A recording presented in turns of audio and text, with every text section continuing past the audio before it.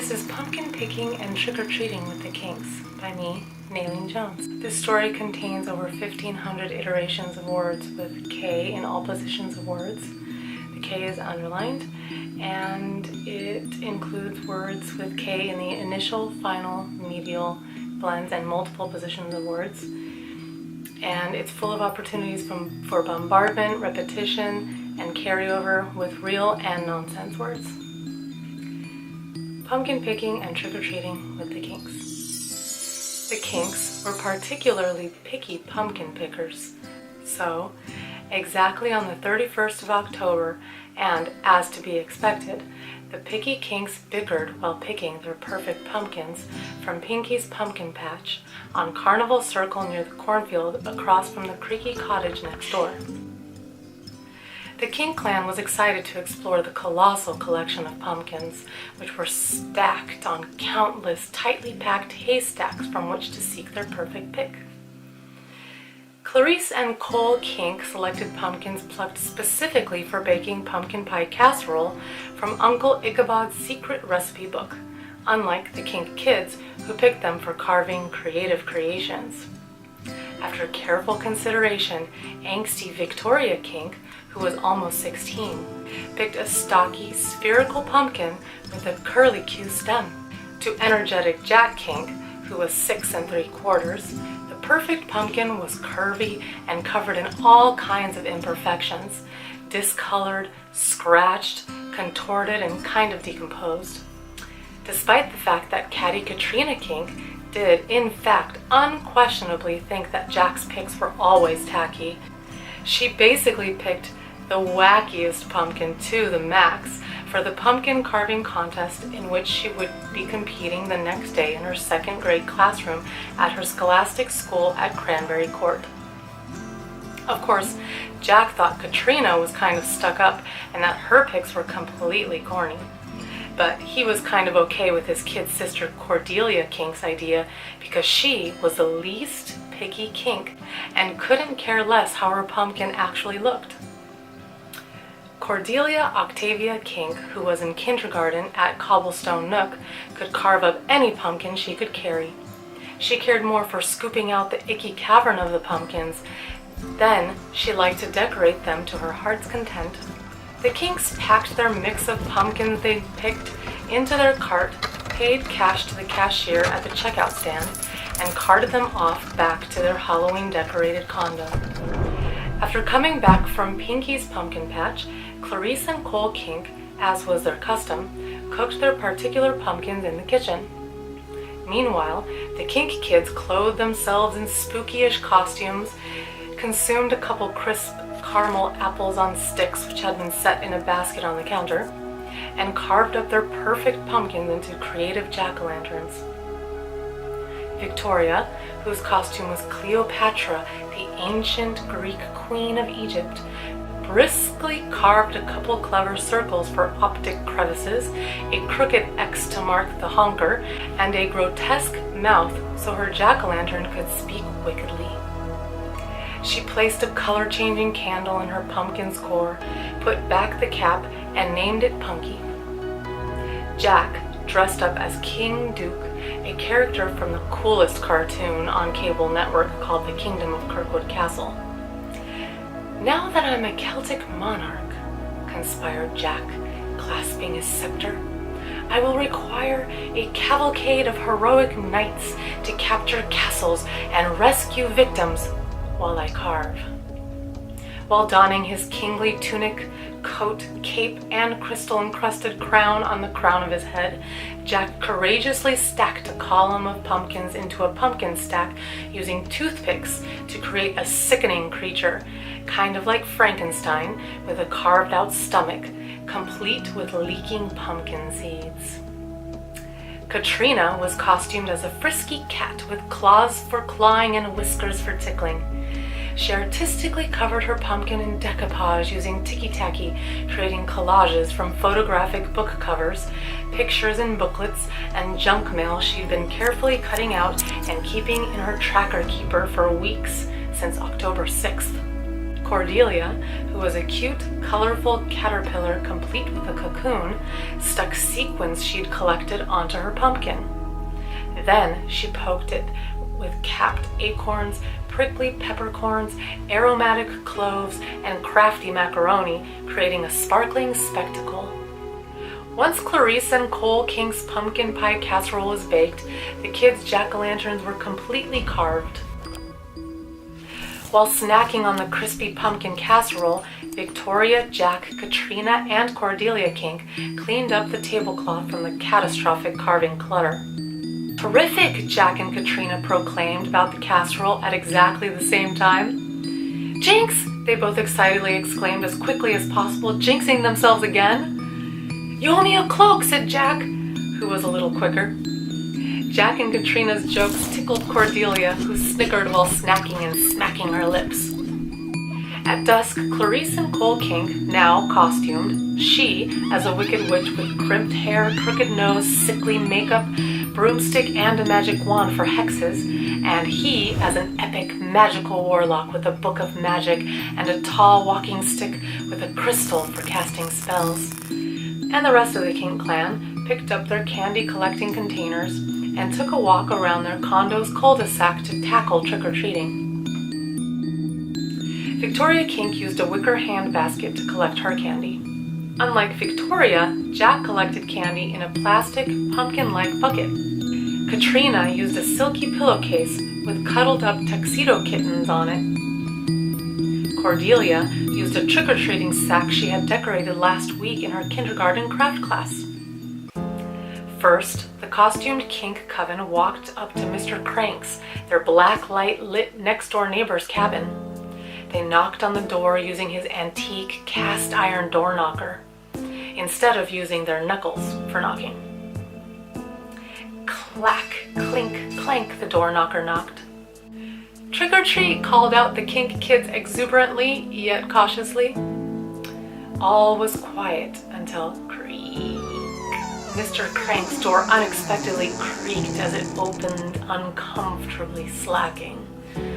Spooked, the kids quickly clutched onto any kind of candy they could from a creepy candy bowl that peeked out from behind the crack of the creaking door and scurried away, lickety-split, yet kindly screamed, "Thanks!" A crabby bloke in a yucky mask broke caution tape that was blocking crazed kiddos from coming into the corn maze through the back. Katrina kindly fixed it. "Kudos to you, Katrina," Cole Kink congratulated her for her kindness. An overpacked caravan of comical clowns crashed and came out of a compact car on bikes, trikes, and unicycles while crazily honking horns, just like at the Canaveral Carnival and Circus. Extraordinary mixes of contrasting folks frolicked from spooky knocker to creepy doorknob, accumulating complimentary confections. Calaveras scampered with jocks. Skaters skated with ship captains. Cops cavorted with criminals. Cats skipped with canaries. Cute mixed with gothic. Later, Clarice and Cole Kink snuck a couple candy bars, called Snicks, from unsuspecting Cordelia's candy sack, just in case they needed a midnight snack. They stalked their sneaked snacks, she in her knee-high socks, he in his squeaky sneakers. Victoria snuck a look at the sneaky socks and sneakers and took the sneaked snacks, putting them into her back pocket for safekeeping. Jack, the keen king, caught Victoria sneaking the sneakily taken candy bars and re-sneaked them carefully from her pocket before putting them back into Cordelia's crafty candy collector. Rascals, he thunk. Cordelia had no clue which sneak had snuck what and knew not of any sneaking. The darkening sky became spookier. Clatter and snaps came from a click of skipping skeletons. "What's all that clamor?" questioned Cordelia, clearly freaked out. "It's okay," said Jack calmly, and clarified that he recognized the rackety skeletons. The clattering blokes were Blake Blakely, Caleb Corbin, and Drake Draco from school and parkour class with Coach Nix. caped crusaders crossed across the curb at the corner by the columnar crab apples near Black Lake where Jack's friend Blake Blakely lived. "Quiet," Clarice called secretly. The Kinks stopped in their tracks. From under the scarlet oak tree, some crawling critters were squeaking while crinkling the patchwork of scattered crispy leaves in the thicket. "Eek! Cockroaches!" squealed Katrina. "Quick, smash 'em, Jack!" commanded Victoria. But Jack could not accept such a cold-blooded reaction. Curiously, a queue of look-alike black and white skunky stinking skunk kids jaywalked from the schoolyard to the creamery. "Yikes! Those are funky skunkies," the scrunch-nosed Cordelia Kink complained. When the sky was completely dark, an unlucky black cat crossed the sidewalk exactly where the Kinks were walking. Jack and Katrina looked each other in the eye with concern. 7 years bad luck, they expected anxiously. The black cat crossed at the crosswalk into the corn maze, where a scraggly scarecrow covered in cawing crows was unsuccessfully securing the husky corn while the crow crooks pecked corn off the cobs. The kids had knocked on more cobweb-covered doors than the Kinks cared to count, collecting basketfuls, bucketfuls, and pillowcases crammed with all kinds of cavity-causing candy, twinkling coins, cracked glow sticks, and stinky stickers. The tuckered-out Kinks came back to their condo cold yet clammy. They kindled a crackling fire and had coffee cups of hot milk with cocoa, whipped cream, and sprinkles, which they scooped from a cauldron. While looking at the selection of sticky candy they'd collected, peckish Cole made contact with Krusty's Crispy Pizza Shack, calling in an order of a cardboard box of finger-licking turkey jerky garlic crust pizza for takeout. Victoria claimed victory over the bulkiest candy container. Victoria liked the creamy yet chalky classic candies that looked like corn kernels. Jack smirked at Victoria's proclivity toward corn, and he didn't care about the bulk of the container. His concern was directly in respect to the discovery of king-sized candy bars fit for the kind of king he was.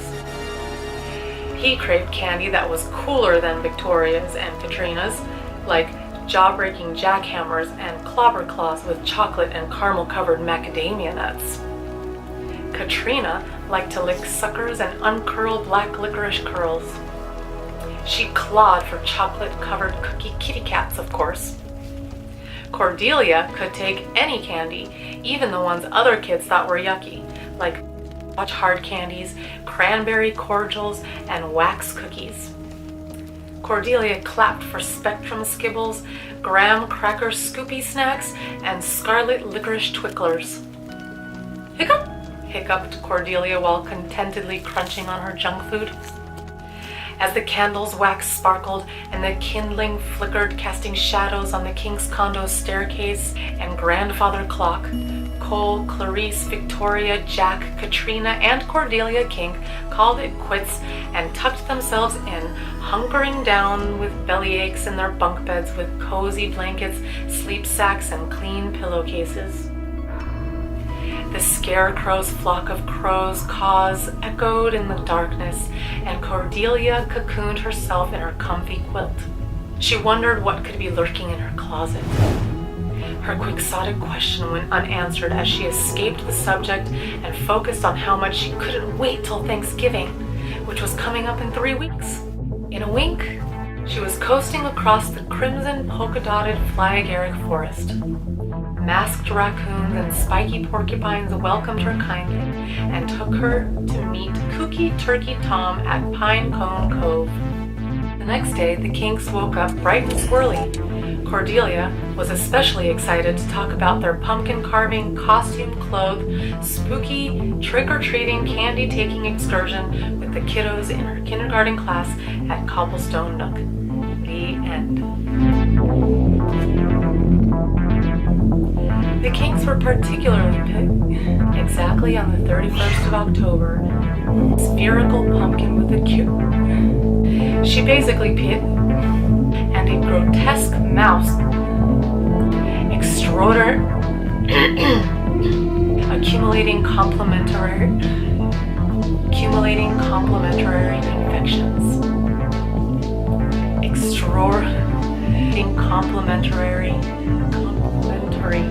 extraordinary mix of